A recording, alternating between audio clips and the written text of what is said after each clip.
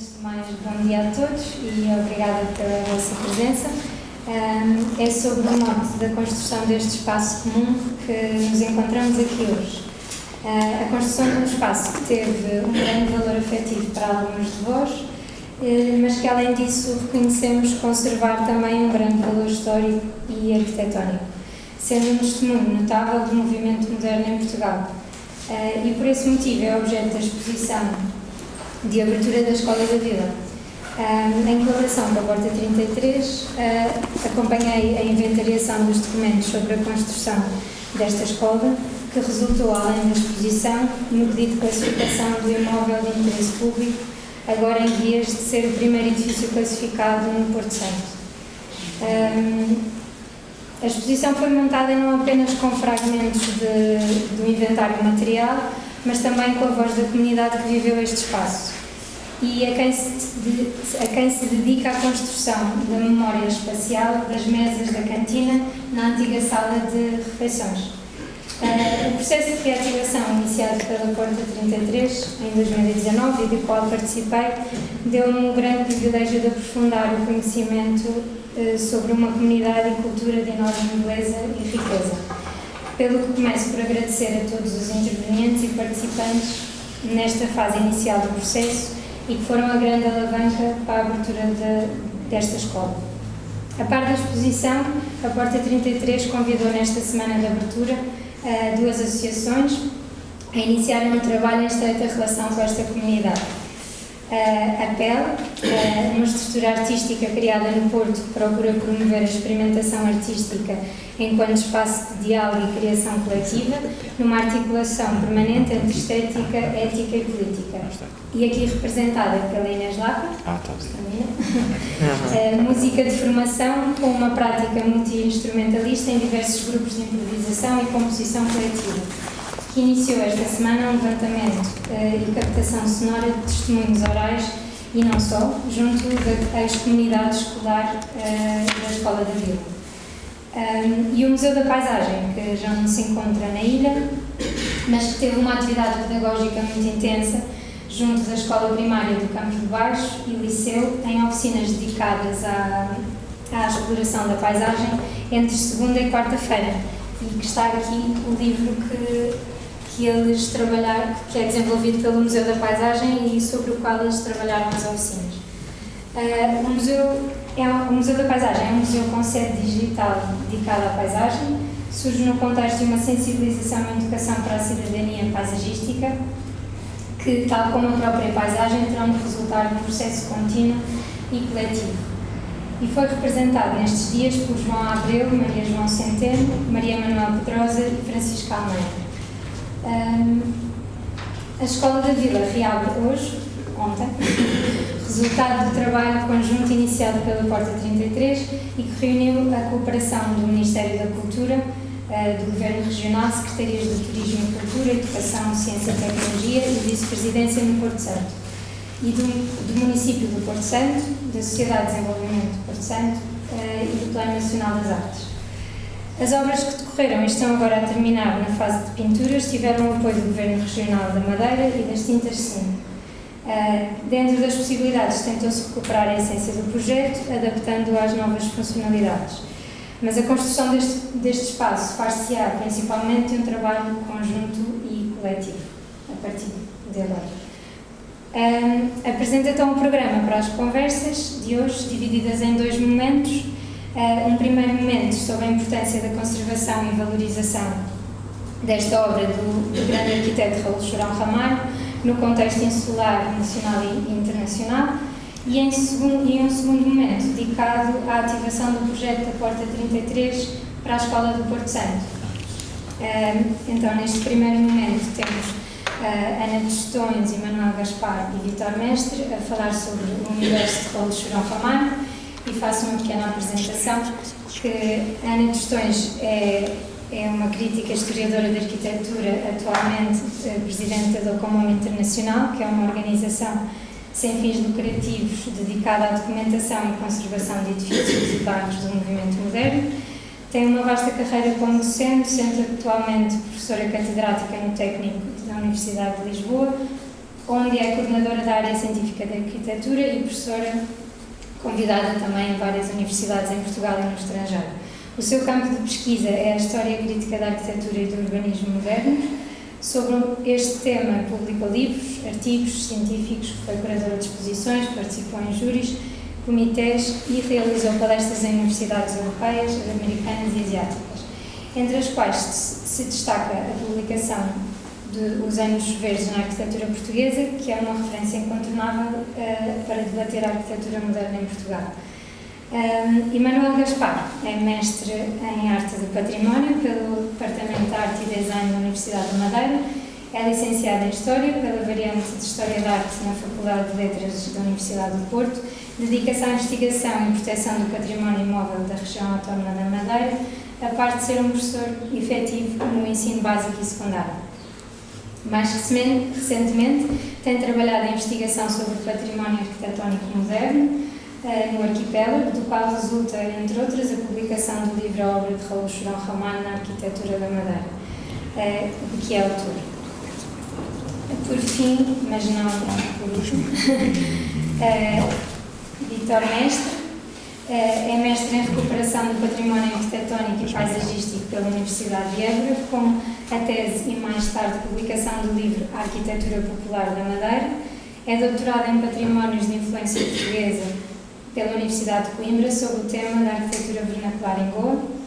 Entre 1994 e 2003 desempenhou diversos cargos na Direção-Geral de Edifícios e Monumentos Nacionais. É profissional liberal desde 1981, em colaboração com Sofia Aleixo, que está ali, e atualmente professor convidado na Universidade Moderna e na Universidade Católica de Viseu. Espero não ter falado muito, mas assim passo a palavra à arquiteta Ana, que convido a falar um bocadinho sobre a importância desta obra do Raul Chorão Ramalho e da sua conservação no contexto moderno nacional e internacional. Ou seja, o que é isto do movimento moderno e porquê conservar, no fundo. Obrigada. Obrigada, Madalena. Ora bem, bom dia a todos. Madalena, muito obrigada pela amável e gentil introdução e exposição que fez e queria começar por, não vou demorar muito tempo, mas é absolutamente imprescindível agradecer o convite da Porta 33, Cecília, Maurício, muito obrigada por nos trazerem mais uma vez aqui ao arquipélago, desta vez ao Porto Santo, que eu já não tinha há muitos anos. E é muito emocionante voltar a este lugar, para mim, 20 anos depois, pronto, e perceber que esta escola continua aqui e continua com uma perspectiva de futuro e de reuso. E faço, enfim, aqui a ponte para a questão do património moderno, que é o património do movimento moderno, os contentores da nossa vida, do cotidiano, em que há uns que são mais especiais ainda do que os outros, não é? Em que nos batemos para que eles sejam preservados, conservados e reusados, não é? E o DOCOMOM, que é esta sigla um pouco estranha, Documentação, Conservação, Movimento Moderno,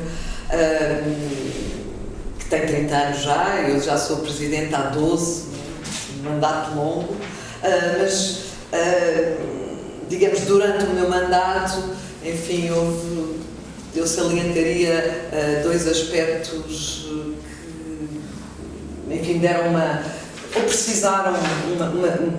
precisão à direção do DOCOMOM. Por um lado, foi um alargamento geográfico, não é? Neste momento representamos 70 países do mundo, muita Ásia, que tem muito a ver com o Chorão Ramalho, como sabemos, África também, portanto foi assim um pouco a diáspora, por um lado, e por outro foi uma precisão em termos de conceitos, não é? Esta ONG, Documentação e Conservação, digamos que no século XXI gostávamos um bocadinho, pelo menos a nós latinos, a ideia do conservar é um pouco redondo e gelado. Digamos que adicionámos à nossa Constituição, que é um meio A4.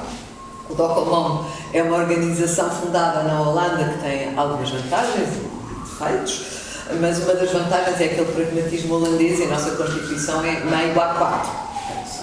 E nesse meio A4 acrescentámos o reuso. E estamos aqui num espaço que tem toda essa dimensão material e imaterial do património. Como é que eu ia dizer? Quase que me emociona esta designação e esta ideia que a Porta 33 encontrou de laboratório do pensamento. A ação aqui no Porto Santo, não é? Depois ligada à Carta do Porto Santo, da cultura, enfim, não serei a pessoa mais certa para falar disto, isto é do Plano Nacional das Artes, esta medida, mas é muito importante que esta obra, enfim, que se calhar os arquitetos todos adoram, e que às vezes têm dificuldade a passar à população esse valor, a importância desse valor, mas eu creio que nesta escola isso não é tão difícil como isso. Porque passaram aqui muitas gerações, já há um trabalho longo feito sobre a importância do arquiteto Chorão Ramalho, não é? O Vítor Mestre e a Sofia fizeram uma exposição na Casa da Cerca nos anos 90, nos anos 2000 o Emanuel fez uma espécie de catálogo raisonné da obra de Chorão Ramalho. Eu tive o privilégio de ser arguente da tese, foi aí que nos conhecemos. E porque é que eu entro nesta história? Porque talvez tenha sido, de facto, a primeira pessoa que foi ter com o Chorão Ramalho para o publicar justamente quando fiz esse trabalho que a Madalena referiu, que já é uma coisa muito antiga, foi de 94, Os Verdes da Arquitetura Portuguesa. E chego ao ateliê de Chorão Ramalho e diz: deitei tudo fora. Isto já não foi, deitei tudo fora. Mas agora que eu deitar fora, agora que nós estamos enfim, e foi assim uma descoberta absolutamente extraordinária. Enfim, os Verdes Anos era um trabalho muito abrangente. Há um bocadinho mais recente que se chama Idade Maior, que é a ideia de que já estamos, enfim, com uma certa maturidade à arquitetura portuguesa moderna, mas de facto foi extraordinário conhecer o Raul Chorão Ramalho e perceber o valor dele na arquitetura portuguesa e a dimensão internacional que ele tem. Eu acho que ele é o defendo, enfim, a bandeira, que ele é o grande arquiteto moderno da diáspora. E a diáspora dele começa na Madeira e no Porto Santo, e depois segue Macau, Brasil, não é? Tem uma obra de referência, a Embaixada de Portugal em Brasília, que é absolutamente fabulosa. E quando falo desta diáspora, tem a ver com o levar de algum modo os ideais, podemos dizer, da arquitetura moderna. Eu gosto muito de falar desta modernidade em termos mais do pensamento, agora usando o termo do laboratório, qualquer coisa mais conceptual do que formas, não é? E se havia arquiteto que era, digamos, tinha esse caráter denso, forte, era claramente o Raul Chorão Ramalho. Não se guiava por formas mais de uma maneira ou de outra. Muito uma ideia de que o arquiteto tem uma missão no mundo, tem uma missão social, deve trabalhar os programas, enfim, não é só responder funcionalmente ao que é pedido num programa qualquer, é colaborar nesse programa. Ao que sei, aqui nesta escola ele teve alguma intervenção, não é, na transformação daquela regra draconiana, Estado Novo, da separação de géneros, não é? Aliás, eles tiveram todos imensos atrevimentos. O Corbin Lapa, que era o grande amigo do Raul Chorão Ramalho, aliás, foi o Raul Chorão Ramalho que o tornou ceramista, não é? É uma história muito, muito interessante. Como havia de facto esta ligação, se quiserem, entre arquitetura, paisagem, não é? Essa missão social, o entender que a arquitetura podia responder a outros desafios graças aos novos materiais e tecnologias, mas também à recuperação e ao entendimento das técnicas e dos modos de construir, de estar e de viver locais. E é por isso que é interessante o Chorão Ramalho, nesta perspectiva do homem que passa, que vem para as ilhas, Emanuel 47, não é? Muito, quer dizer, muito cedo, é mesmo um momento em que a afirmação da arquitetura do movimento moderno está em grande pressão em Portugal. Não podemos esquecer que até aí havia uma censura. Enfim, eu acredito verdadeiramente nisto, não é o Pedro Vieira de Almeida, diz sempre que não, mas tenho provas de que havia censura contra a expressão moderna, e é no quadro daqueles ventos de mudança do pós-guerra, enfim, das vitórias das democracias, ditas democracias, não é? Que se acredita que o regime em Portugal vai, obviamente, mudar, porque as democracias não vão tolerar uma ditadura em Portugal. E há, de facto, uma movimentação muito interessante no seio dos arquitetos, que eram 150 nessa altura, não é? E que coincide com a realização do primeiro Congresso Nacional de Arquitetura, onde eles estão todos, incluindo os outros, mas os outros, sei lá, o Raulino não falava tanto, estava mais calmo e tal, e o que sai daquele congresso e ao mesmo tempo também das eleições no sindicato é a vitória do Cândido Amaral e do seu grupo, no fundo a vitória, digamos, dos modernos, que vão ter ainda um longo caminho a percorrer.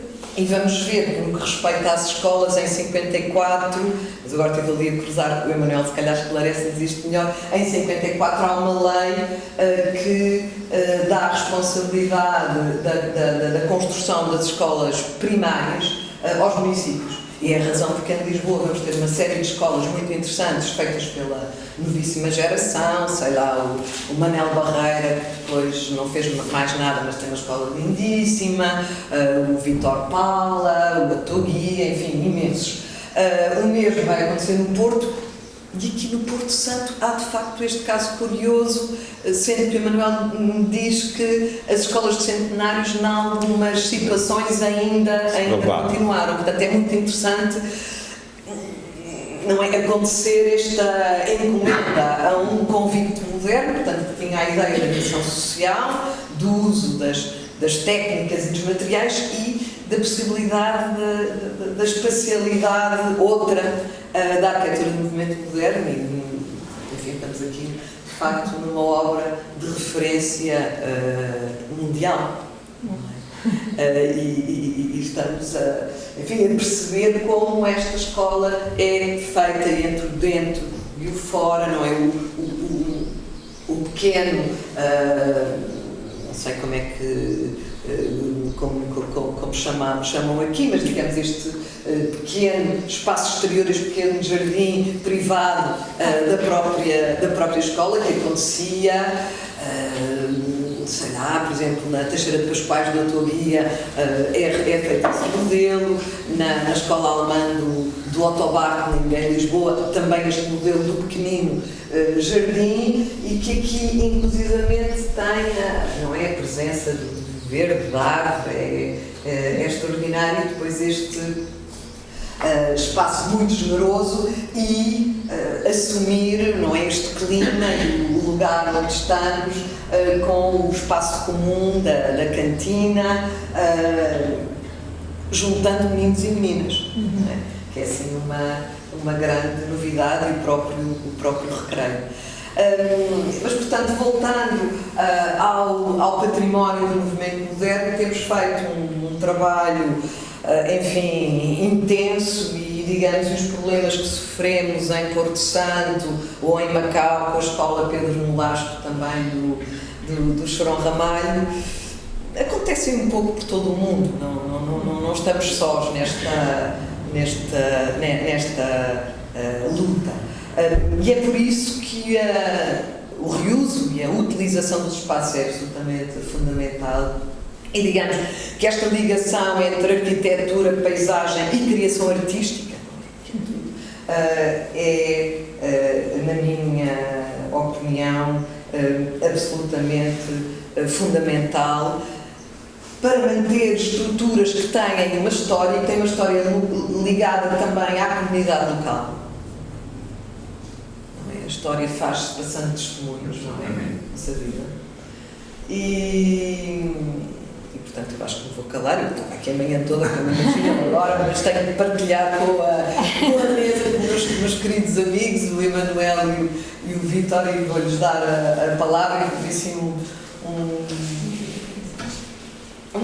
tentei fazer uma síntese onde eu, se calhar, resumia laboratório de pensamento certo neste lugar, diáspora moderna, não é diáspora portuguesa, é diáspora moderna e portuguesa também, não é? Com atenção aos materiais locais, sempre, quer em Macau, quer aqui, quer no Brasil, não é? Que isso é de facto muito interessante, e o Vítor tem histórias mais, creio eu, profundas sobre este olhar do Raul Chorão Ramalho sobre os lugares. E percebemos que se ele veio para cá em 47, um dado importante, biográfico, não é? O Raul Chorão Ramalho foi um arquiteto que se formou muito tarde. Isso é sempre bom. O Luís Kahn, que é um dos grandes arquitetos do século XX, formou-se muito tarde, teve imensas doenças, coitado. O Chorão teve uma tuberculose terrível e faz com que já vá para a Escola de Arquitetura e depois vai para a Escola do Porto. Bastei, ele é nascido no Fundão, não é? Beirão ali do Fundão, da Serra, por isso que ele era aquele caráter vertical, não quebrava. No fundo, vai usufruir de uma maturidade e de uma autoridade que alguns dos mais jovens poderiam não ter. Isso, de algum modo, justifica, para além das suas qualidades intrínsecas, este seu modo de estar também como grande arquiteto e grande construtor, não é? Muito atento a uma boa construção, muitas vezes feita nos limites da arte pobre, quase, da arte pobre, não é? Mas com uma consciência de que a arquitetura não é só aquela bela forma que pode reproduzir uma bela maquete, é um tal contentor de vida que tem que ser mantido também, não é? Que tem uma vida como a nossa, como a dos... Muito obrigada, Madalena, deu muitos parabéns, Porta 33, obrigada por fazer.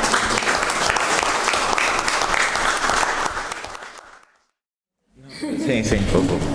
Passo então a palavra ao Emanuel, que convido aqui a falar mais especificamente sobre a obra do Raul Chorão Ramalho no Arquipélago da Madeira, que é o seu título. Bom, muito boa tarde a todos. Obrigado à Porta 33 por me ter convidado para estar aqui, com amor e temor. Agradeço o convite, parabéns também à exposição da Madalena e do Amaro. Está uma exposição impoluta, limpa, bonita, sobre as mesas, tão o menos jamais, como diziam os arquitetos modernos, não é? Portanto, está muito bem, então parabéns. O que é que posso falar? Também é um prazer estar literalmente ladeado por duas sumidades na arquitetura e, portanto, eu vou quase me escusar de falar propriamente da escola, porque isso já falou aqui a professora Ana dos Tons e de certeza o arquiteto Vítor Mestre irão falar um bocadinho mais sobre o Chorão Ramalho e a obra dele na Madeira. Esta obra, de facto, esta escola aqui é, de facto, consegui fugir ao plano centenário das escolas centenário. Ele tinha outra escola que tinha projetado para a Ribeira Brava, mas chegou ao Ministério da Educação e não passou, obrigaram ele a ir falar com o diretor, ele não foi, e em contrapartida não se fez uma escola moderna e fez a escola que hoje está lá na Ribeira Brava, que é perfeitamente plano centenário.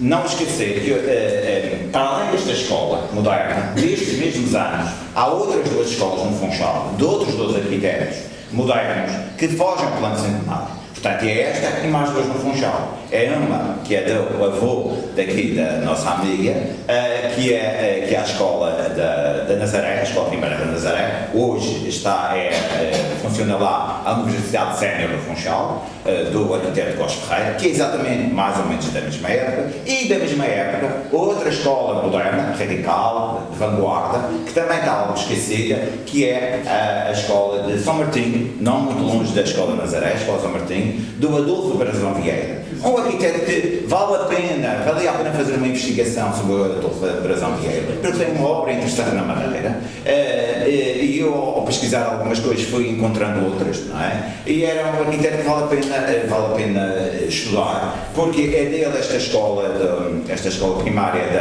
da Nazaré. É dele uma pequena obra que passa despercebida, mas uma pequena obra que é delicada, mas com atenção ao lugar, que é o bar da Quinta Magnólia, o bar da piscina da Quinta Magnólia. Hoje já não tem piscina, hoje tem campos de pala, mas é uma obra muito bem feita, é uma coisa muito cirúrgica, digamos assim. É dele também o hotel, agora já estou a desviar para outro, mas acho que é importante, faz para dela. É dele também do Adolfo Brazão Vieira, o hotel do Carmo, o hotel Duas Torres, o hotel Duas Torres também é do Adolfo Brazão Vieira. É dele o prédio na Estrada Monumental,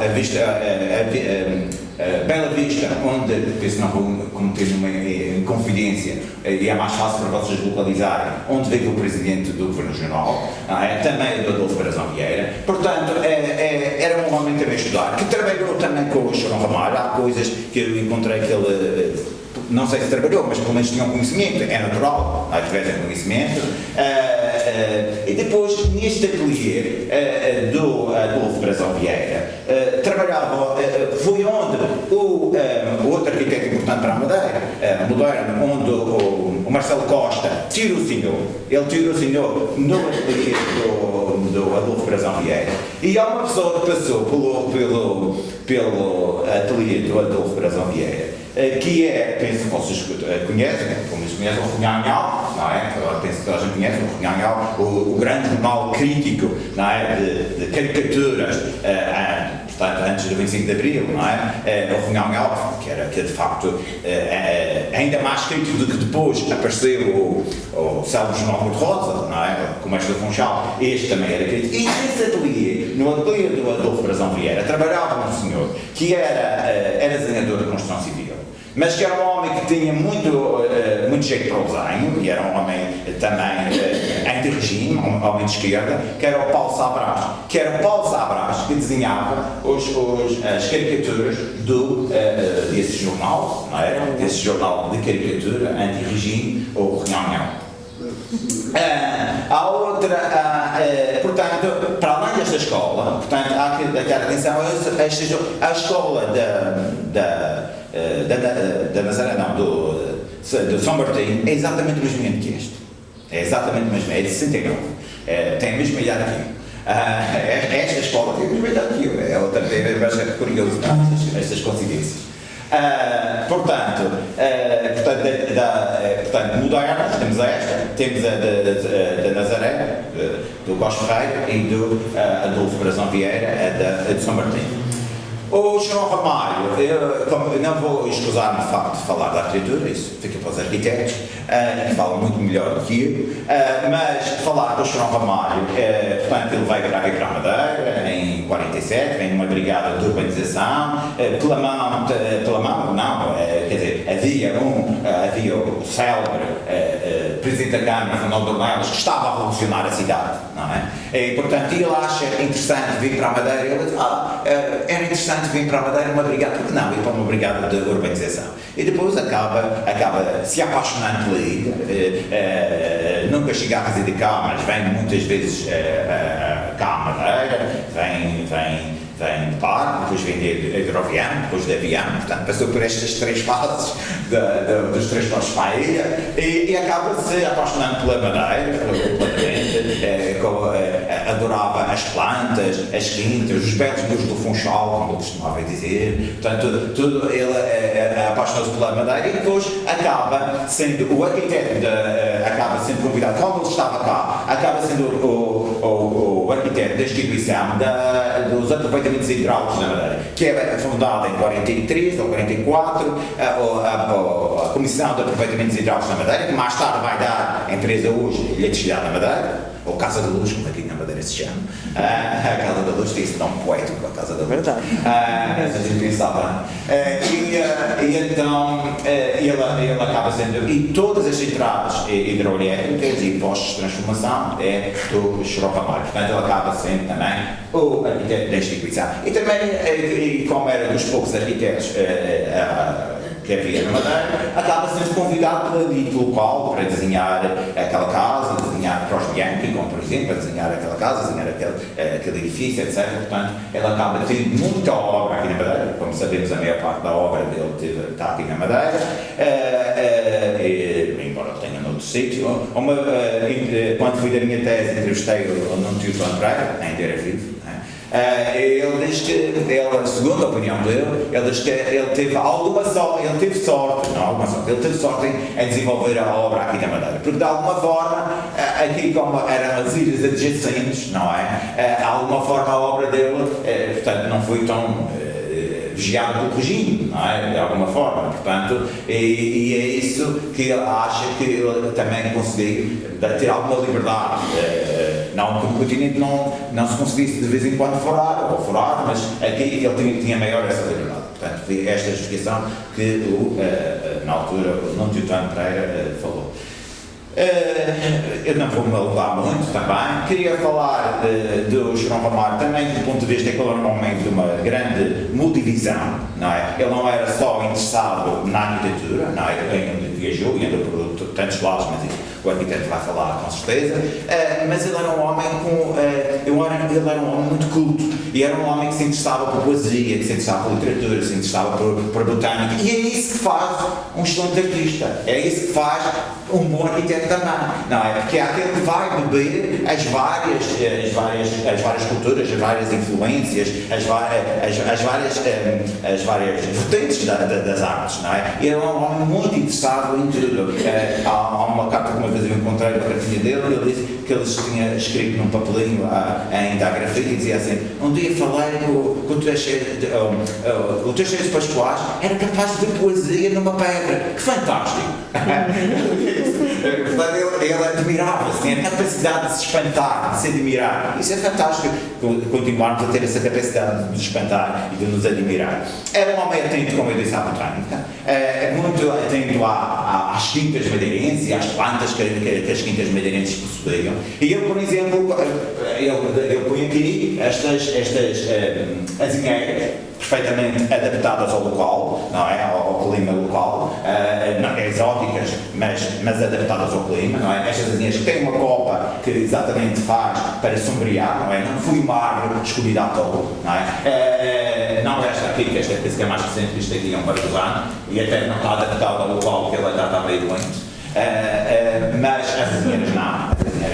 E, por exemplo, ele, quando faz a urbanização do plano de urbanização a sul do Pico Cruz, no Funchal, ele tem um longo parágrafo que é uma delícia ler, em que ele fala da parte botânica, quais as plantas que deviam estar na rua, que não, ele, por exemplo, diz que não deve estar as tipuanas nem os jacarandás, porque os tipuanas e os jacarandás cai aquela cola sobre os carros e tal, não é apropriada para a lei, fala, por exemplo, que devia ser era as chamas da floresta, porque tem uma copa larga, dá sombreamento aos carros, não faz qualquer problema para os carros. Diz que as plantas, as árvores que devem ser plantadas nas ruas mais estreitas devem ser os pinheiros da Demerara, que são muito elegantes, isto é, não fazem copa, são elegantes. Portanto, até nisso a preocupação dele, não é? Portanto, é um homem que abrange estas áreas todas. Chorão Ramalho. Portanto, até esta preocupação dele em saber da botânica, em saber quais as plantas que devem ser postas. Portanto, é um homem de uma grande cosmovisão e isso é interessante nele. Eu não vou falar da obra dele toda na Madeira, obviamente, e já vou me calo. Só tenho pena de dois projetos que não foram construídos. Dois projetos de João Ramalho. Tenho muita pena que eles não tenham sido construídos. Que era o Hotel São João, na Quinta São João, onde hoje está um hotel inenarrável, que é o hotel, agora chama-se Forview Bahia. Penso que a maior parte das pessoas conhecem. Ele tinha aí um projeto muito interessante, que aí havia um solar, o único solar verdadeiramente barroco que tínhamos na Madeira, verdadeiramente ainda a decoração em pedra, em cataria, mas verdadeiramente gorda, movimentada, flamejante, como no norte de Portugal, não é? E infelizmente, ele preservava a casa-mãe, preservava essa quinta, e na parte de trás, no Tardós da quinta, e na parte de Bananeiras, fazia assim o hotel, mas de uma forma contemporânea, obviamente, a linguagem do seu tempo, mas perfeitamente em consonância e em diálogo com a quinta, e preservava a quinta. Infelizmente não foi aprovado, com certeza o promotor queria um hotel muito maior, etc. E a quinta foi derrubada. As obras artísticas da quinta, da capela, foram todas transladadas para o Museu de Arte Sacra do Funchal, e a quinta foi derrubada, foi demolida. Outra obra que eu tenho muita pena que ele não tenha sido construída, que também era uma obra de visão, que era o hotel e centro de congressos, onde hoje temos outro edifício inenarrável, que é o Madeira Shopping. Portanto, onde tem o Madeira Shopping, todo aquele quarteirão era centro comercial, era hotel, era centro de congressos. Sim, tinha centro de congressos no embasamento, onde ele previa, no Infante, isso. Mas você disse Madeira Shopping. Desculpa, Marina Shopping, desculpa, ainda bem que alguém entende. Marina Shopping, onde é Marina Shopping, desculpa, não era lá em cima, obviamente, era cá em baixo, nessa altura, que era mesmo Barrabaldes, lá em cima, tinha que ser mesmo cá em baixo. Portanto, era no Marina Shopping, onde era hotel, era galeria comercial, era um centro de congressos, e centro de congressos existe sala de espetáculos. Era uma sala de espetáculos que já previa que era uma coisa que o Funchal não tinha, um fosso para a orquestra, para bailados, acontecer grandes bailados. Não esquecemos que nessa altura havia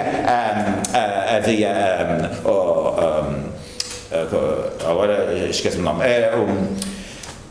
havia na Madeira, desenvolvido pelo Luís Peter Claude, havia os grandes concertos de música clássica na Madeira. Portanto, havia as temporadas de música clássica na Madeira organizadas pelo Peter Claude, que depois também deu aso às Belas Artes na Madeira e à Academia de Línguas e de Música, não é? Hoje ele tem o nome o conservatório chama-se Luís Peter Claude. Ora, tinha a ver com isto. Ele, como desenvolvia, como na Madeira havia muito as grandes orquestras que passavam por cá, não é? Havia isso. Ora, propõe-se fazer no edifício uma grande sala para espetáculos, para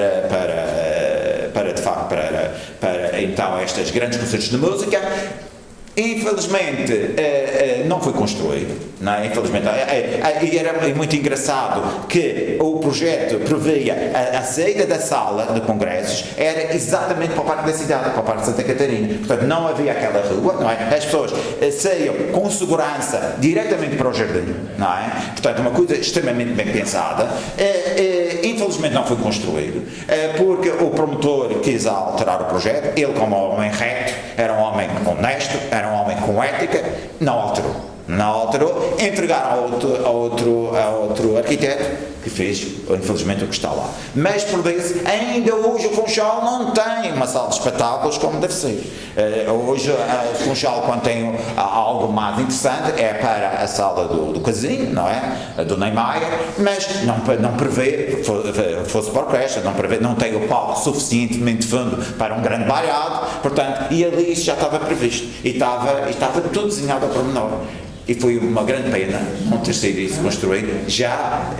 Penso que isso já é anos 70, 69, 70, porque passou por vários projetos, mas esse foi, ao final, era anos 60, 70. Tenho muita pena que esse projeto não tenha sido construído, porque ainda hoje o Funchal se orgulhava de ter esse edifício e, sobretudo, essa sala de espetáculos. Não é? Era muito importante ter, que ainda hoje o Funchal e a Madeira não tem. Muito obrigado.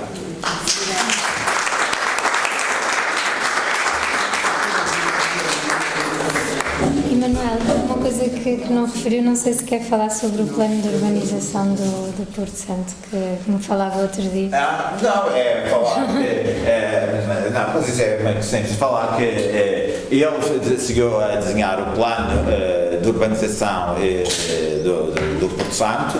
Eu nunca encontrei o plano de urbanização do Porto Santo, nunca encontrei. O que encontrei foi uma notícia no Diário de Notícias do Funchal, em que dizia, já não me recordo o ano, penso que era 59, não, mas agora só consultando, é que dizia que o município de Porto Santo congratulava-se de finalmente estar pronto o plano de urbanização desenhado pelo João Ramalho. Eu nunca encontrei esse plano em lado nenhum, não sei se ele existe. Encontrei outros planos, como ele desenhou o plano de urbanização para Machico, não é esse que encontrei. Existe. Existe, né? Existe, o Steve Will. Pronto, eu nunca vi. Pronto, eu nunca vi. Na altura eu nunca vi. Mas também Quer dizer, está dito. Está dito. Eu na altura procurei no CIPA e não encontrei. Mas entretanto, mas aqui não andei na Câmara, na altura. Foi uma casa. Não fui na Câmara. Não, por isso é que se calhar. Eu andei também no Arquivo Regional da Madeira e na altura, mas também o Arquivo Regional da Madeira. Um bocado de sorte. Pois, o Arquivo Regional da Madeira também não estava bem organizado como hoje em dia está. E além disso o arquivo não estava, hoje em dia o Arquivo da Madeira está bem organizado, tem outro edifício, antigamente estava nas catacumbas do Palácio de São Pedro e aquilo era um caos e portanto na altura não conseguia encontrar. Mas eu não sei, pronto. Não, é só isto, era só isto, não tenho mais para dizer. Mas uma conversa é isto. É assim, uma coisa que admirei muito foi que muitas das coisas que estão organizadas nesse plano se encaixam perfeitamente depois no desenvolvimento urbanístico que foi pensado para o Porto Santo. Nessa altura, por exemplo, não havia aquela marginal desde o Porto de Abrigo até à Calheta, e ele dizia que tinha de haver ali uma marginal e falava em distanciamento da praia e tudo isso. Lembro-me também, pronto, eu nessa altura peguei no plano e também sinceramente nunca mais o revi. Lembro-me que ele remetia a zona, uma zona desportiva para aquela zona onde está o campo do Porto Santense e os campos de ténis.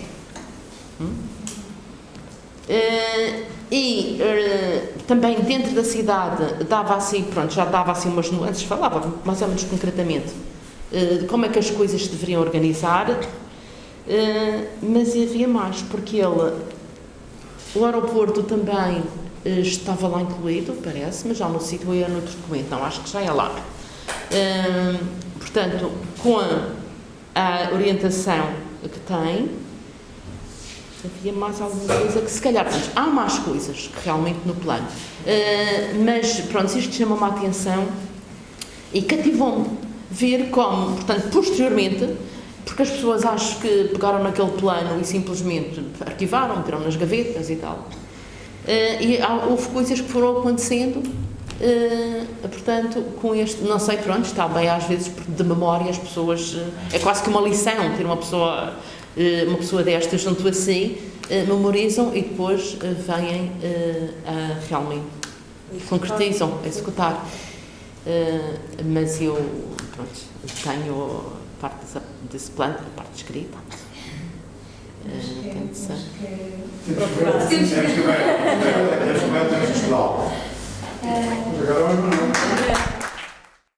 Em primeiro lugar, muito obrigado à Porta 33, muito obrigado, Madalena, muito obrigado, Diogo.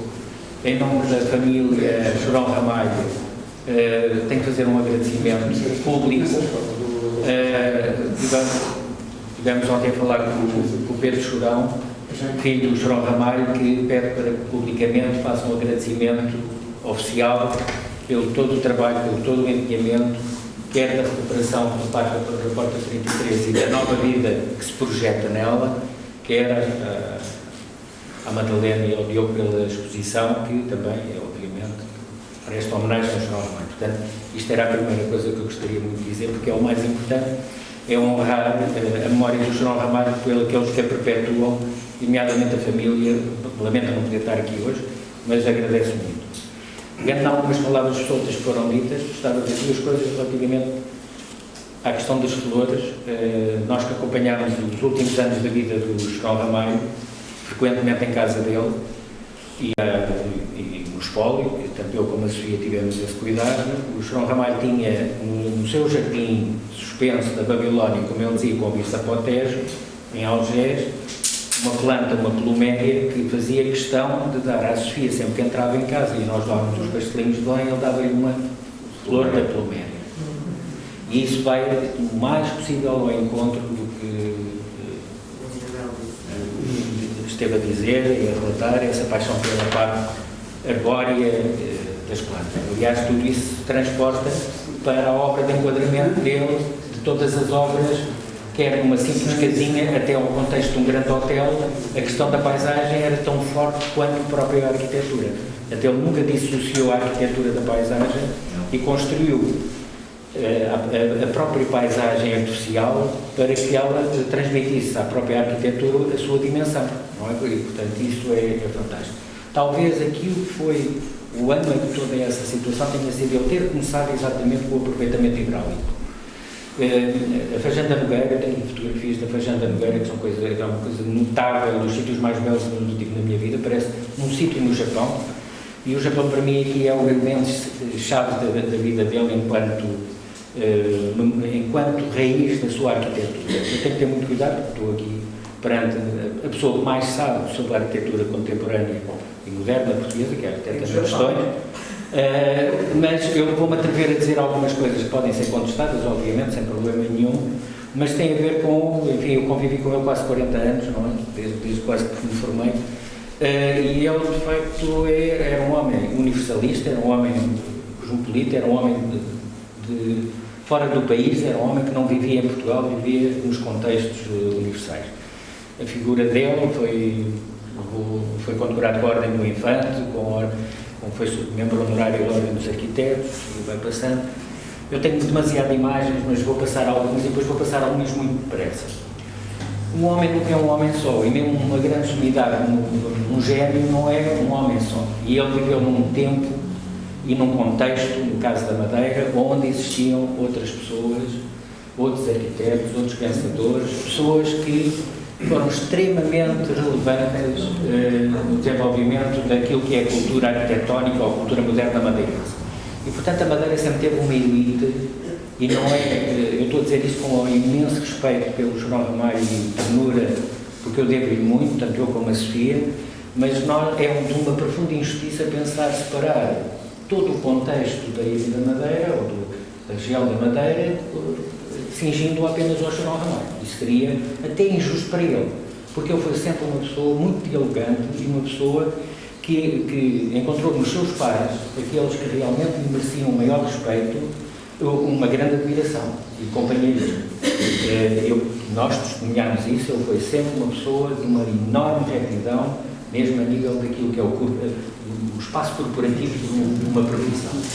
Portanto, essas pessoas, ao mesmo tempo que são homenageiros do João Ramalho, estamos a homenagear essa geração de pessoas, de arquitetos, pensadores, são pessoas extraordinárias, incluindo aqui também, não está aqui presente, podes passar, o Rafael Botelho, que é muito importante termos em consideração que o Rafael Botelho vem para a Madeira pela mão do João Ramalho, porque o João Ramalho era um homem que, apesar de ter vindo por causa do urbanismo, não era uma pessoa que gostasse do urbanismo.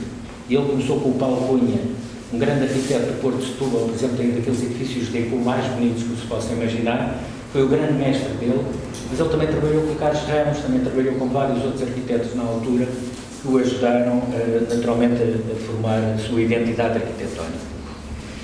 Há as referências no nosso país, as referências do grande estudo pioneiro, da divulgação do João Ramalho numa via internacional, deve-se naturalmente à arquiteta Ana Tostões, não há qualquer dúvida. Eu não digo isso, podes passar, para menorizar o livro do Emanuel, porque é de facto a síntese da obra dele na Madeira, que o fez num pleno respeito e numa inovação de até trazer novidade, que é sempre aquilo que espero de um investigador. Pronto, e foi naturalmente um trabalho orientado pela arquiteta Ana Tostões, que também não deixava passar na arguência, de certeza, qualquer coisa que não tivesse. Pronto, há uma série de pequenas obras que testemunham o trabalho dele, e há imensas revistas de arquitetura, pode-se passar, que são fundamentais para perceber. Isso foi um pequeno contributo que, quando o João Ramalho faleceu, o público me pediu, juntamente com a arquiteta Ana Tostões, para fazer um testemunho da minha experiência de vida com ele, e lá está a Escola do Porto Santo como um dos elementos de referência. Eu tenho ali a primeira, que é a Caixa de Previdência de Setúbal, que é das obras mais notáveis que nós temos no nosso país em termos de escala. É uma descoberta quando se entra dentro deste edifício, que é um quarteirão inteiro, e está pejada de obras de arte. Quer dizer, melhor do que isso, só Brasília, embora os pintores e escultores sejam quase todos os mesmos, mas depois tem essa escala para um jardim interior que eu agora ia explorar, desculpem lá, mas podes continuar. Que é a primeira classificação. A segunda imagem é o cemitério, é o interior. O João Ramalho tem uma particularidade. O João Ramalho é aquele que subverte completamente a dimensão do espaço público. Ainda há bocadinho estava ali a dizer assim, não é? O João Ramalho acabou com o clichê, aquilo que chamava o clichê, que era aquela situação horrível do funcionário público que estava em cima de um estrado com... Clichê. É o clichê, mas sempre uma coisa, o clichê, que é todo o cidadão tinha que estar 30 centímetros acima do cidadão que ia atender. Atrás de um vidro que mal se percebia às vezes o que é que com vigiofone. Agora voltou por outras razões. O que é fantástico é que ele reinventa o espaço público. Não, essa assistência também era para a causa da pandemia. Também. Não, e o que ele faz é a grande unidade de espaço. A grande unidade do espaço público dentro do próprio edifício para acolhimento. E é a primeira vez que o cidadão é atendido, uma secretária com o funcionário olhos nos olhos, a falarmos uns com os outros de igual para igual. Isso deve-se ao João Ramalho, que conseguiu torpedear uma situação tremenda de funcionarismo público completamente caduco e anti-cidadania, não é? E isso vai se verificar em quase todos os grandes edifícios deles. Isso é a obra dele, está nos Açores, está na Madeira, em Auckland, e acima de tudo, em Auckland, que foi um pavilhão para uma exposição universal, e está sobretudo em Macau. Mas essa linha que eu estou aqui a pôr é porque ele fazia a volta ao mundo frequentemente, a partir dos anos 40, podes passar. E no caso da Madeira, ele, para além de vir de barco, ele estreou a linha dos clippers. Ele apanhava o clipper frequentemente onde é Expo atualmente, em Lisboa, ficava sempre atrasado, segundo ele nos dizia, que é muito engraçado, esperavam pelo senhor arquiteto, e lá apareceu com os canudos debaixo do braço, e aterrava em plena Baía do Funchal, que é uma coisa fantástica, não é? Imaginar que nos anos 40 podia-se chegar de Lisboa de avião e aterrava-se no Porto do Funchal. Ele adorava essas viagens e era um passageiro frequente. Temos que continuar. Eu trago aqui algumas fotografias espetaculares que eu fui revelar de propósito há cerca de 15 dias, uma coleção de fotografias que ele me deu 6/6 quando eu andava a fazer o inquérito de arquitetura popular aqui na Madeira nos anos 80, em 1984, e nunca as tinha revelado. E de repente o Chorão Ramalho está aqui, é o primeiro, do lado esquerdo, no meio desses compinchas, aqui no Porto Santo. E são fotografias do Porto Santo, a preto e branco. Não sei identificar as outras pessoas, deve haver 2 colaboradores aqui, que é o de gravata, que eu apanho noutra situação, e o que está mesmo ao lado dele. Pode seguir. Eu já vos vou mostrar mais à frente o plano de urbanização do Porto Santo, que já integrava a pista, como dizia. Foi desenhado pelo Chorão Ramalho e pelo Botelho. O Botelho ajudou a traçarem a situação, a implantação favorável da pista. Ontem, curiosamente, tive a felicidade de ainda ir ver uma casa que eu espero conseguir levantá-la, do que resta das consequências da pista, porque as pessoas foram desalojadas pela sua ajuda, não é? Fez o favor de me levar lá, foram desalojadas das areias, onde tinham as suas casas e onde tinham a sua agricultura, e no sítio do Dragoal construiu-se um bairro desenhado pelo Chorão Ramalho, com casas que eu suponho que foram desenhadas por ele também. Eu agora confirmo, depois de ter visto a casa, e a única que parece estar intacta, que pode ser muito bem ter origem no traço do Chorão Ramalho. É mais uma pequena descoberta que eu desafiei o Emanuel a ir ao arquivo do Funchal para ver se realmente consegue encontrar lá alguns dos... Podemos continuar? Portanto, são vários os planos e eu vou fazer um pequeno contexto, que se calhar é apenas isso que pode ser um bocadinho contestável, principalmente pela arquiteta Ana Tostões, é que eu acho que a obra do Chorão Ramalho tem muito a ver com a investigação que ele fez no Japão permanentemente. Ele ia com enorme frequência ao Japão, ficava no Hotel Imperial desenhado pelo Frank Lloyd Wright. Eu tenho uma folhinha que foi ele que me deu do hotel, que era o que ele mais gostava, era ficar 2 ou 3 dias nesse hotel ou mais e visitar as obras do Kenzo Kane, todas essas grandes obras. Ele subscrevia todas as revistas na altura japonesas, eu tenho no meu ateliê, que foi ele que nos ofereceu também, nos ofereceu aos 2, aliás, e que foram extremamente influentes na sua concepção arquitetónica. Aliás, quando fala no edifício Infante, o projeto do edifício Infante é o edifício mais japonês que ele desenhou, no meu entender. É profundamente japonês. O projeto é inacreditável e é uma mega escala. É um mega edifício. De facto, é uma pena não ter sido construído. Porque era um complexo exatamente idêntico àquilo que eles visitam no Japão. Temos que continuar. Essas revistas japonesas ajudam muito a perceber muito daquilo que é a forma de pensar da grande escala dos projetos dele, nomeadamente aqui, a segurança social do Funchal, aquele tipo de escadas, aquele tipo de teatro com pé direito triplo, é duplo, triplo. Portanto, ele não trabalha à escala portuguesa. Ele é dos arquitetos que, não trabalhando em África, como muito bem a arquiteta Ana Tostões estudou os grandes arquitetos modernos que trabalharam nas grandes cidades de Angola, de Moçambique e, em alguns casos, até em Cabo Verde. O Chorão Ramalho, que não tem obra aí, tem esta obra aqui, que é de uma modernidade inacreditável e com essa escala incrível. Podemos continuar. E traz o espaço público para dentro do edifício, como neste caso. Nós queremos que essa ideia de espaço público veio muito dessa arquitetura japonesa desta época, dos grandes nomes. Nós temos aqui o exemplo da segurança social, não da Madeira, mas de Angra do Heroísmo, que é exatamente essa expressão arquitetónica, essa densidade de materiais, a escala, a proporção, tudo isso, a materialidade. Bom, e aqui vemos realmente aquilo que... Se tivesse trazido o meu PowerPoint, mostrava as minhas fotografias da prefeitura. Certo. De Kagawa Hotel. Tem relação, não é? Tem relação óbvia. Tem relação óbvia. Imensa.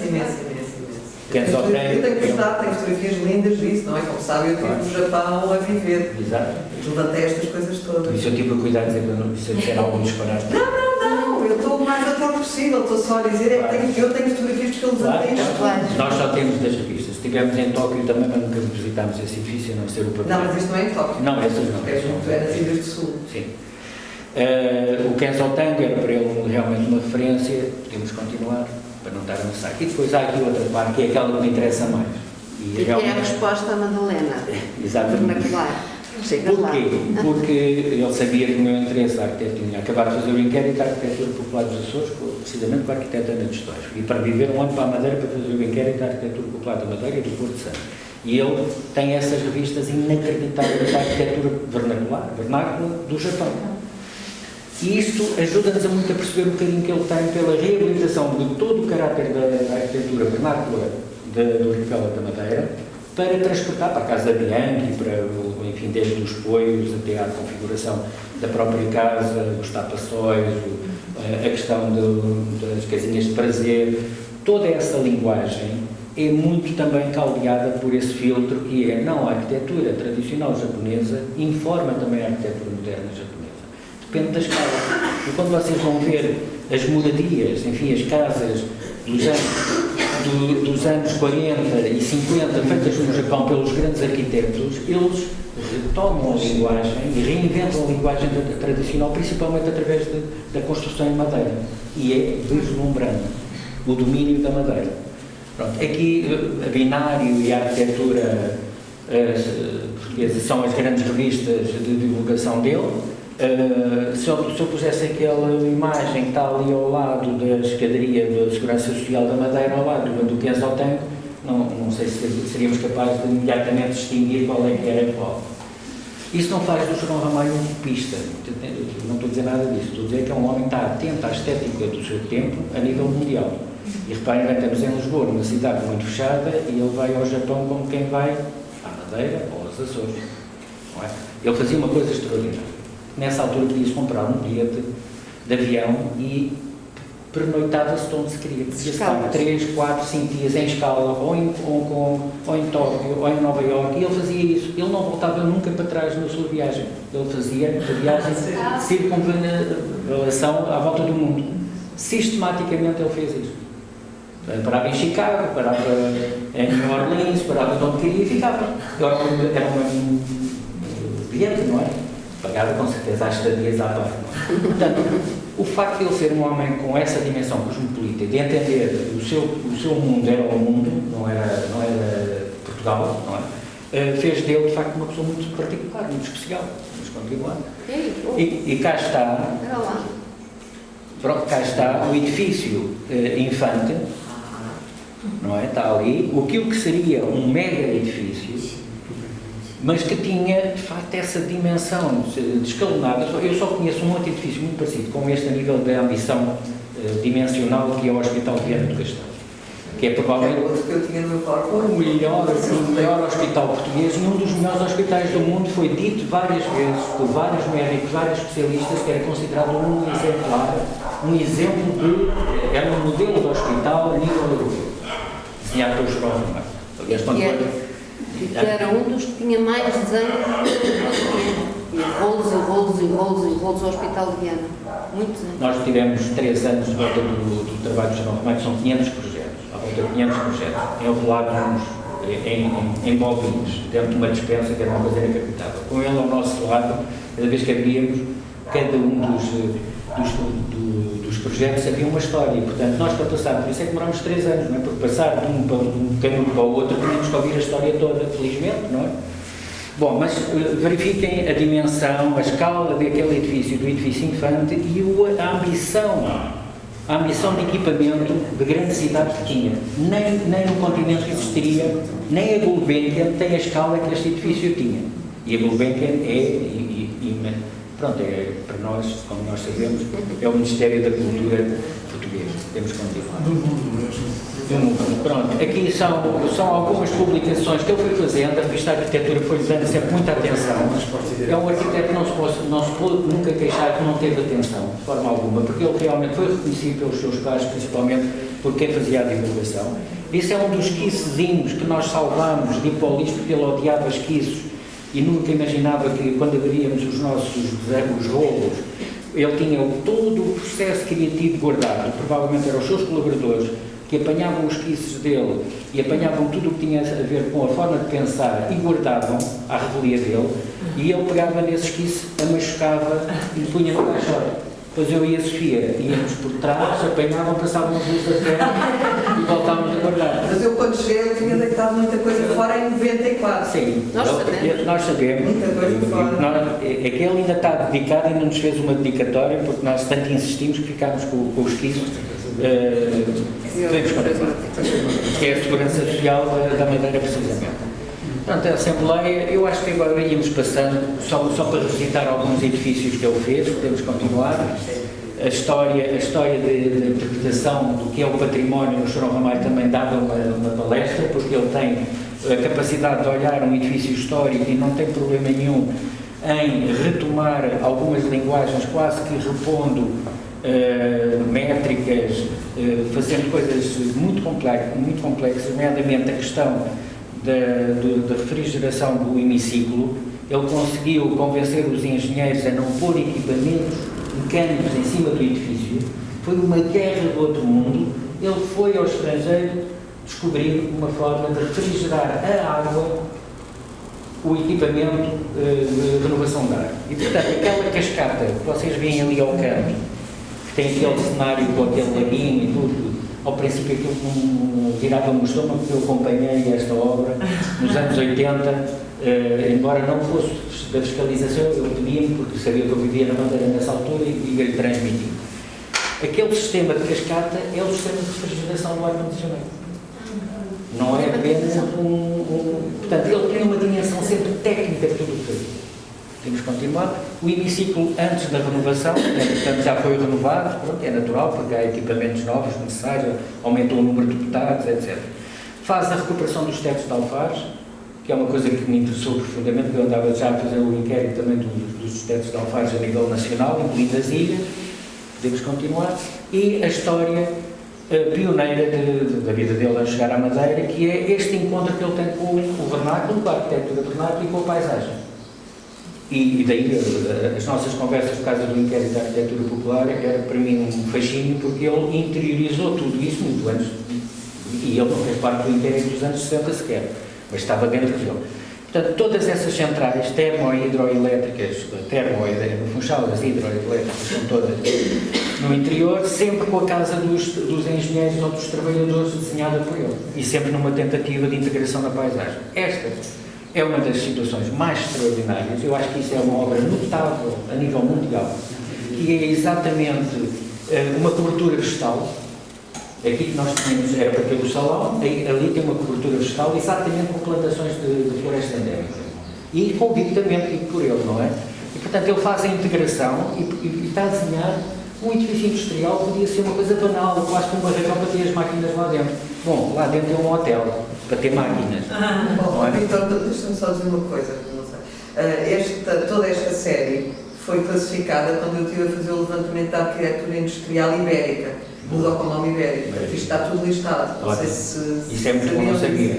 Não, mas isto é em 2002, talvez. Não sabia. Foi listado primeiro no IPAR e depois na lista do Documão Ibérico, portanto, que é uma coisa com um bocadinho mais de força respeito. E do Documão Internacional, também depois passa, mas isto está tudo listado. Mas o IPAR não faz referência a essa classificação. Mas isso é porque É lá se esqueceu, mas isso eu quando fiz o inventário do património moderno entre 98 e 2000, foi tudo incluído. Tudo A única incluído. coisa que eles reconhecem a classificação é o da Segurança Social de Setúbal. E agora, esta escola. Mas isso é muito Aquilo bom. era uma listagem que eles não queriam que fosse envolvendo o interesse público, foi ali uma guerra. E isto, como podem ver, é uma paisagem, estamos no Japão. Isto é uma paisagem tão bonita, foi dos sítios onde eu tive de repente, essa fotografia deve ser para aí de 84, 85.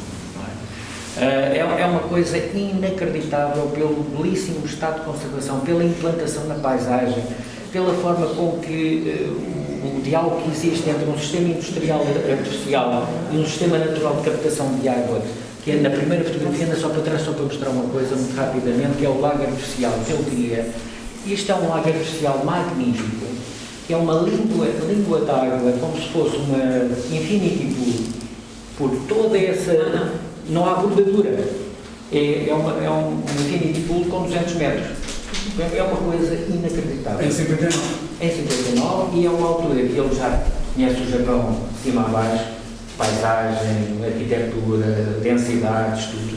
E transporta, digamos, para a Madeira esse cuidado, essa finura de olhar a arquitetura na implantação no contexto.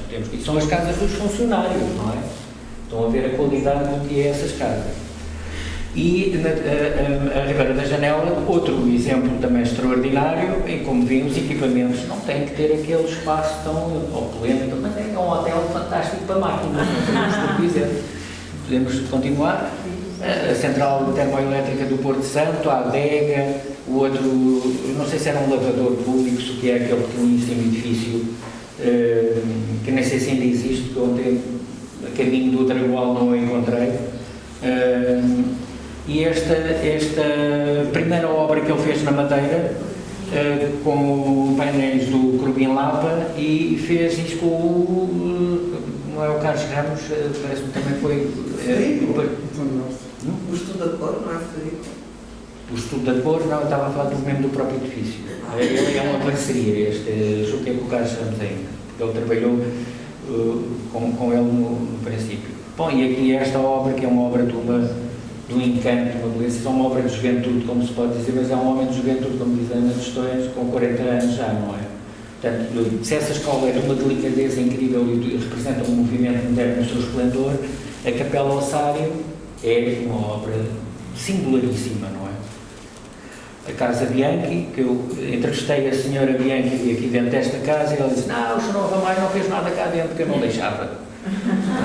Mas disse, não deixava porque eu era uma senhora cheia de energia e adorava o Sr. Ramalho, mas pegava-se sistematicamente e ele com ela com um grande respeito, porque o Sr. Ramalho era um gentleman, mas ela dizia, não, eu não queria fazer isto e aquilo, e eu disse que queria esta pedra aqui e consegui ficar com a pedra. Eu disse para mim, rindo para dentro, e depois foi a única coisa que conseguiu foi a pedra. Mas pronto, era isso que ele era, e era de facto, deixava essas recordações com as pessoas, porque havia sempre esse diálogo. Vamos continuar, e esta casa, não é? Esta casa do Homem Costa é provavelmente, essa é muito a escola do Porto Santo, não é? É a síntese das sínteses, é a ausência de tudo, esta casa é monumental. E mais uma vez vejam o enquadramento paisagístico. Ele não é exagerado. Ele pega em tudo o que é as plantas mais resistentes que encontra neste sítio, e é esta que podemos continuar. Pronto, outra grande obra, o Sagrado Coração de Maria, uma obra notável, em que ele põe o batistério cá fora, contrariando a igreja, porque a pessoa ainda não foi consagrada, digamos, à entrada do Reino de Deus, portanto ainda está fora, contraria completamente tudo. A Pia Bartolomeu não está dentro da igreja, está fora. É uma coisa inacreditável. As tais fotografias que eu disse que mandei digitalizar são preto e branco, estão muito contrastadas, mas são espetaculares. A praia do Porto Santo, não é? Sem marginal, sem casinhas, sem rigorosamente nada. O val da... como é que chama este val? Aquele val que falei ontem, que vai para aquele forno de cal abandonado fantástico que está do outro lado da ilha. Frades, Porto Frades, não é?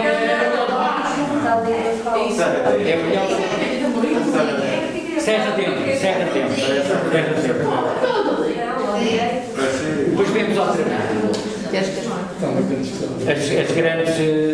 As grandes vias estruturantes, ainda sem intervenção do António Aragão, não é? Que o António Aragão, o grande artista, que fez aquele obelisco e o empedrado com o chão, não é? Exatamente. Aqui da entrada do... Pode ser. Aquele varandim que eu espero que nunca ninguém se atreva a deitá-lo abaixo, é desenhado pelo Chorão também. O Pedrado é do António Aragão e o Obelisco também, não é? Eu ainda conheci o António Aragão e era de facto uma pessoa também muito difícil. Eu imagino aqueles dois em choque, António Aragão e Chorão Ramalho, deve ter sido a dar faísca até dizer pronto, a entrada do Forte, enfim, o mercado, as traseiras da igreja, tudo empedrado ainda, enfim, eram os edifícios principais, não é? E cá está a arquitetura vernácula. Eu também no meu livro da arquitetura popular tenho 2 ou 3 imagens que ele me deu da altura, com as casas de salão. E estes eram os colaboradores, os 2 colaboradores deles que eu não consigo identificar porque eu não consigo, já não conhecia ninguém desta O Rodrigues é que sabe quem então tem esta fotografia. O Sr. António Rodrigues que votou por ele tem esta foto. Tem? É capaz de ser um deles até, já não sabe. Não, eu tenho isso no livro que ele editou, mas também não sei dizer agora. Quem sabe? Mas o Sr. António Rodrigues andou muito, foi com o António Aragão e ele confirma a rigidez de pessoa. Pois, eu trabalhei com o meu primeiro mestre foi o arquiteto Rafael Botelho. Ele de manhã trabalhava com o Rafael Botelho e à tarde trabalhava com o Chorão Ramalho e com o Nuno António Pereira. E o Rafael Botelho dizia-me: tu andas a fazer o inquérito da arquitetura popular da Madeira, tu não sabes o que é que vai te acontecer com o António Aragão. Quando ele descobrir, mata-te. E aquela foto, eu penso que o Sr. António Rodrigues consegue dizer quem são também. Ótimo, vou mandar por mail. Vou-lhe mandar por mail, está bem? Manda-me um mail do mail que eu mandei para si. Resposta àquilo. Está bem. Mas o Sr. António vai dizer. Bom, outra obra pequeníssima, notabilíssima, com as cores primárias. Ainda ontem passei lá à frente, tomámos um banho de homenagem ao Chorão Ramalho em frente a isto. Aos balneários é lindíssimo. A escola, não é? Isto ainda estava pintado de verde, porque são fotografias de 80 e qualquer coisa. Vamos continuar. Estavam a caiá-la na altura. Podemos continuar. Pinhais Cedros. Pinhais Cedros. Oi, perdão. Podemos continuar. Algumas estão misturadas com outras mais recentes. Estava a funcionar a escola. Já tinha os primeiros computadores aqui, como veem, não é?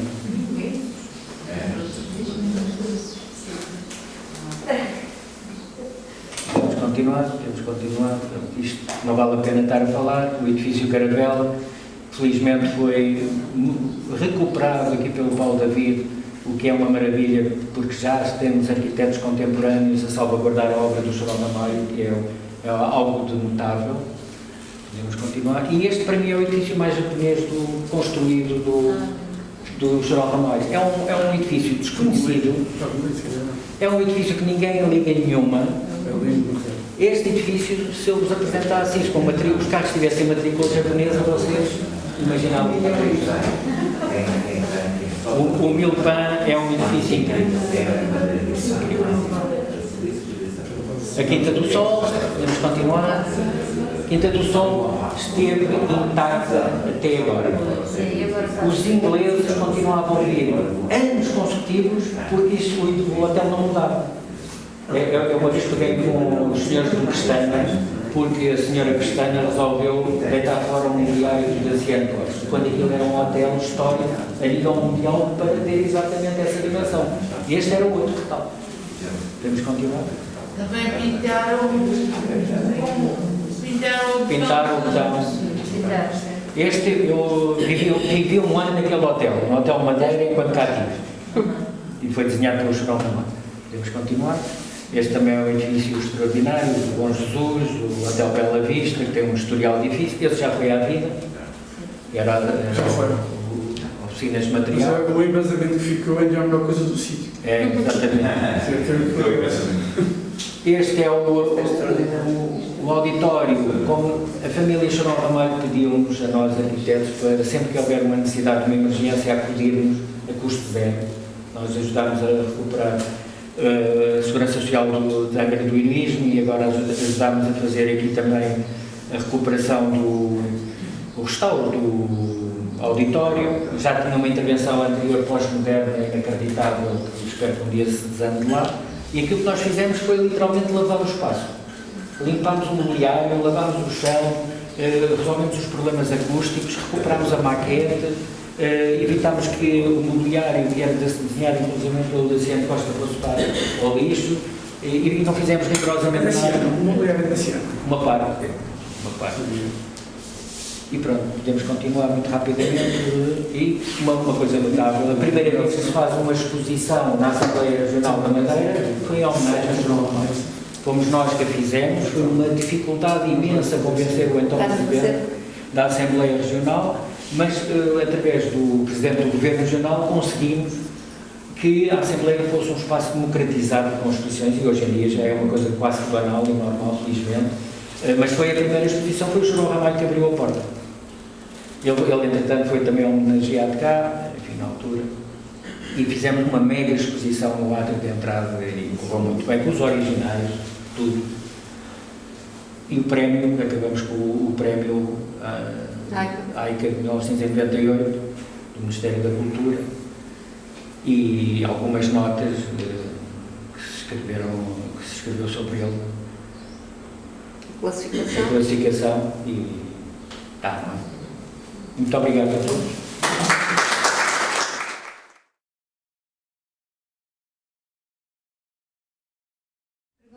Passo a palavra a quem quiser fazer perguntas, se alguém quiser acerca do que foi falado aqui nesta primeira parte. Eu próprio, não sei se posso falar, eu próprio.